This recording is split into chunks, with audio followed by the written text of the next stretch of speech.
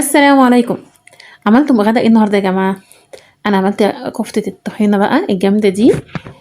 خطيره جدا جدا جدا، طعمها رائع جدا جدا مع شويه رز بالشعريه كده، وشويه سلطات كده من سلطه السلطه بتاعت المشويات، سلطه السماق. تحفه جدا جدا، اكله خفيفه جدا ما خدتش وقت معايا نهائي. سريعه جدا. يعني فعلا مش هتتعبي لما تقفي في المطبخ بتعملي بس الاكله، وكمان خطيره بالشكل ده. في البدايه كده قبل ما تبداي الفيديو معايا اعملي لايك عشان ما تنسيش. تمام. وقولوا لي كده ايه استاهل كام من 10 في الوجبه التحفه دي، بجد مش هتاخد وقت معاكي. يلا بينا على المقادير ونشوف طريقه التحضير. لنص كيلو لحمه مفرومه معانا بصله، تمام، ومعايا حفنه بقدونس، يعني ربطه واحده من بقدونس. خدي الورق بتاعها كده، تمام. شيلي العيدان اللي في الاول دي شيليها، وبعدين خدي الورق بتاع البقدونس، تمام.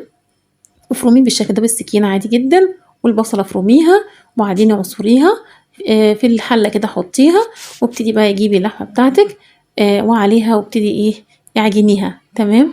اعجني اللحمة المفرومة كويس جدا فيها، تمام. لحد ما تحاول الانسجة بتاعتها ايه تطرى معاكي خالص، تمام. يبقى هي مفيش غير بصلة واحدة للنص كيلو اللحمة المفرومة، ولو الكيلو طبعا هتاخد بصلتين، تمام. اي حاجة تانية اي كمية تانية ضعف الكمية، تمام. وحفنة البقدونس دي اللي هي رابطة واحدة بالنسبة لي، تمام.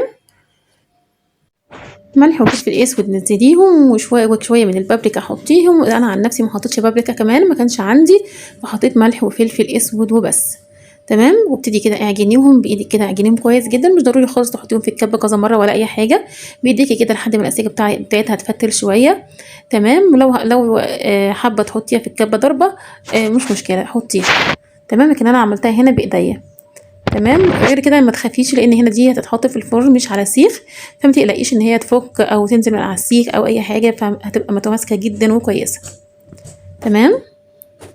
ابتدي بقى بايدك صبعيها، تمام. انا ما عرفتش اعمل بالجوانتي فبشتغل بايديا يا جماعه تمام.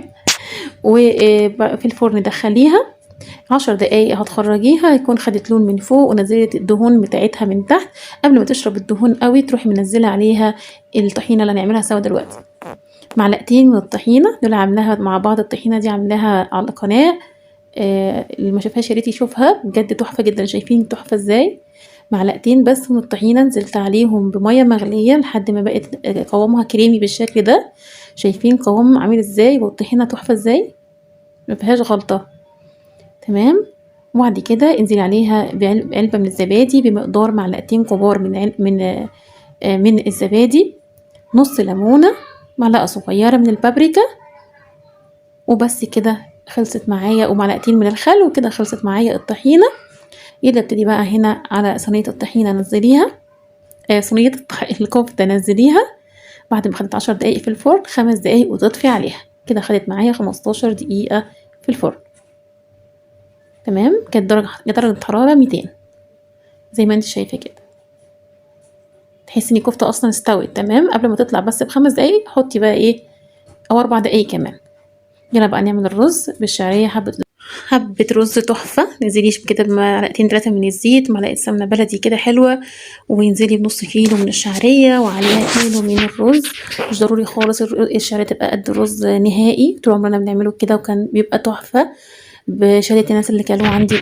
تحفة الرز بيبقى تحفة تحفة فعلا، تمام. وننزل عليه بكيلو من الرز، وبعدين ملح وفلفل اسود، ومعلقة كمان ورقتين من الورق اللوري، وبس كده. حابه تحطي مرقه دجاج حطيها، مش حابه ما تحطيهاش، تمام. وانزلي بقى بميه مغليه مش من الحنفيه، تمام. وابتدي ايه غطي عليه 10 دقايق بالظبط، وهتطفي عليه. يلا بينا نعمل سلطه المشويات اللي هي بالسماق، تحفه، تمام. طماطم كده قطعيها شرايح رفيعه وطويله، تمام. وقطعي كمان البصل جوليان، وعليها حفنه كده من البقدونس، وكمان لو عندك خيار كمان حطيه. نص ليمونه انزلي بيها، وكمان معلقتين من السماق كمان عليهم، بتبقى طعمها خطير.